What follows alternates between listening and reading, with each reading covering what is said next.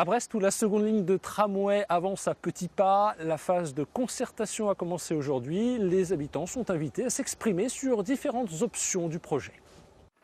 La seconde ligne de tramway était prévue de longue date avec un croisement des rails place de la Liberté. Le calendrier se précise. Les quartiers de Bellevue et de Lambézélec devraient être desservis différemment, mais avec une même qualité de service.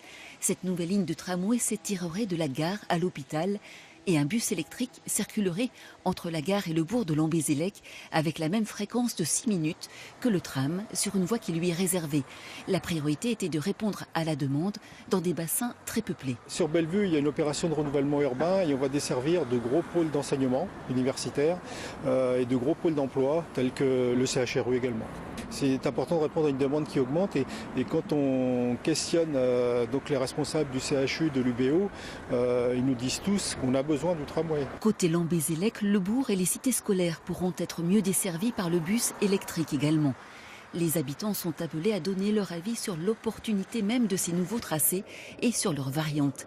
Ainsi, le public peut se prononcer sur l'intérêt d'une meilleure irrigation du quartier de Bellevue avec un tracé moins direct, des choix déterminants pour la métropole.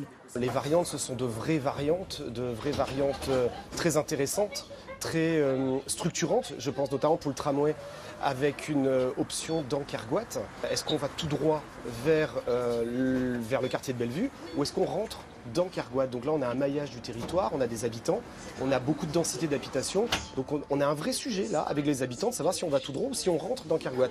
La mise en service serait prévue en 2025 avec une augmentation des pôles d'échange multimodaux sur le réseau.